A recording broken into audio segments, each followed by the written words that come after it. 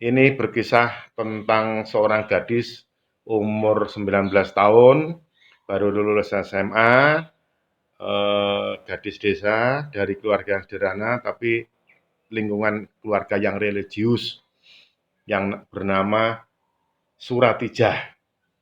Suratijah ini lulus SMA, gadis desa yang keluarganya religius tadi, pakai jilbab semua. Dia 3 bersaudara, dia Mbarep ya, adiknya perempuan 1, laki 1. Sayang sekali Suratijah ini punya kekurangan, yaitu hidungnya pesek, mlesek.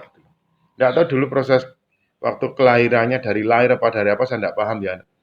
Yang jelas hidungnya itu mlesek. Akhirnya mulai SD, SMP, SMA ini jadi bahan bulian gitu loh.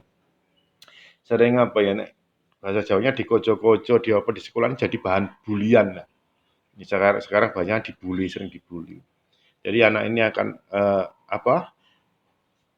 kawan juga terbatas, nggak bisa apa, seluas teman-temannya, bergaul banyak teman, banyak punya teman laki-laki. Ini ndak kan Suratijah ini. Makanya setelah lulus SMA, dia tuh hal yang paling utama dalam hidupnya adalah pengen punya wajah yang cantik, yang normal seperti temennya, yang punya banyak temen, temen sesama cewek, ada punya temen cowok. Sementara ini nggak ada cowok yang mendekati karena memang itu tadi. Padahal dari segi tinggi badan 160, terus bodinya bagus ya, maaf ngomong body ya. Body bagus, cuma itu tadi hidungnya melesek gitu loh, pesek melesek gitu loh. Jadi dari SD, SMP, SMA jadi barang bulian. Setelah lulus SMA, angen-angennya adalah bagaimana mendambakan, menginginkan punya wajah yang cantik, yang seperti teman-temannya, yang banyak temen ceweknya, banyak temen cowok, artinya pengen seperti yang lainnya. Makanya untuk cewek-cewek yang punya wajah cantik, yang sempurna, wajib bersyukur. Kasihan sekali Suratijah ini. Kemudian terinspirasi dari operasi Face Off di Surabaya, maka Suratijah ini angan-angan pengen operasi. Pokoknya mendambakan punya wajah yang yang cantik, yang profesional seperti temennya lah, ndak jadi bukan, ndak jelek gitu. Angan-angannya pengen operasi, tapi karena keluarganya sederhana, untuk uang operasi itu informasinya kan sekitar habis 80-an juta. Terus angan-angannya ketemu, yaitu dia menjadi TKW. Nah, menjadi TKW itu kalau di Arab kan pakai cadar, berarti untuk menutup hidungnya. Ini senang sekali nganu, kan berarti ndak melihat bentuk hidungnya. Wong postur tubuhnya tinggi besar ya bagus. Itu. Dia kenapa milih menjadi TKW di Arab Saudi? Yaitu tadi, satu karena bercadar menutupi. Kalau di Hongkong terbuka mesti takut jadi bully-bulian juga. Dan yang kedua lebih ringan karena potong gaji. Jadi dia nekat pamit bapak ibunya untuk pergi menjadi TKW ke Saudi, dipotong gaji. Dan angan-angan yang paling utama itu biasanya ke luar negeri kan, pengen membangun rumah, pengen menghajikan bapak ibunya. Tapi Suratijah enggak.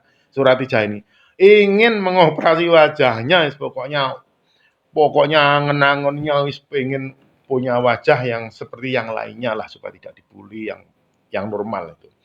Akhirnya dengan berbagai cara akhirnya bisa berangkat ke Jeddah dan dapat keluarga, majikan keluarga di salah satu keluarga di Jeddah.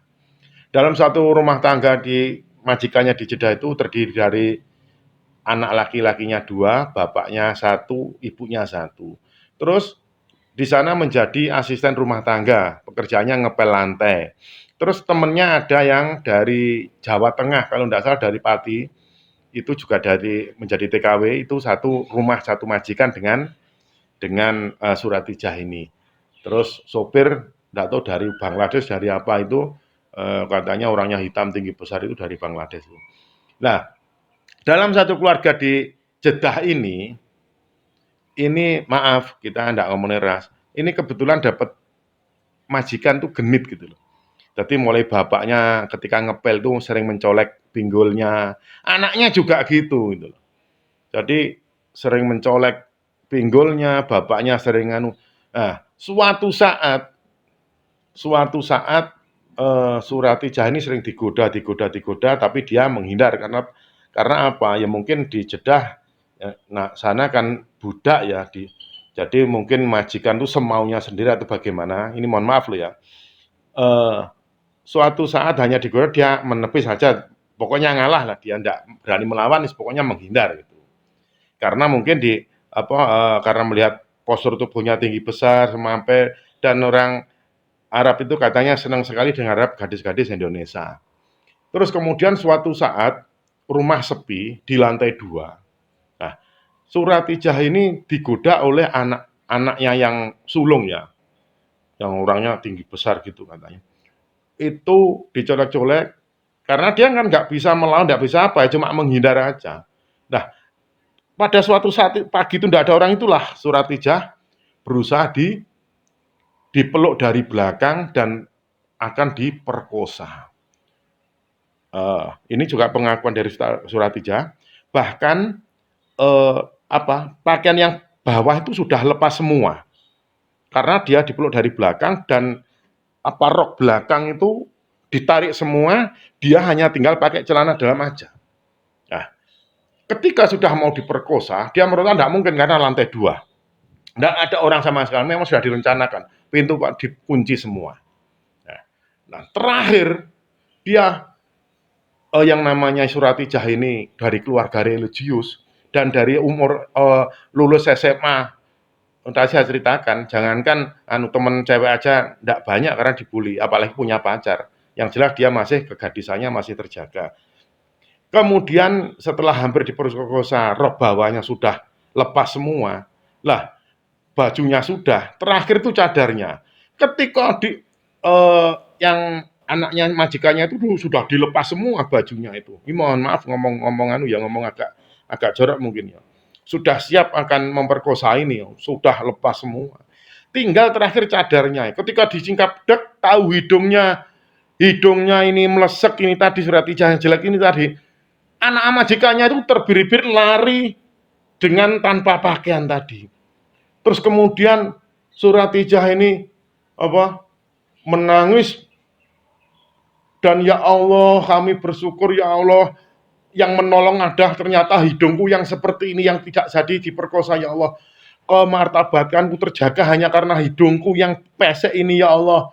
Dan harga diriku, kesucianku ternyata terbantu oleh hidungku yang melesek ini ya Allah. Ya Allah. Dan disitulah dalam hati Suratijah ternyata baru kali ini Suratijah merasakan dia bangga, bersyukur punya hidung yang melesek karena dengan keadaan hidungnya yang melesek tadi, yang pesek tadi, terhindar dari pemerkosaan. Akhirnya selamat.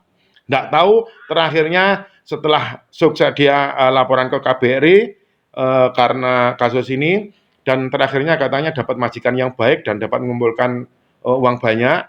Nggak tahu, dia tetap mau operasi apa enggak, nggak tahu. Cukup sekian dulu video kali ini. Terima kasih, selamat siang.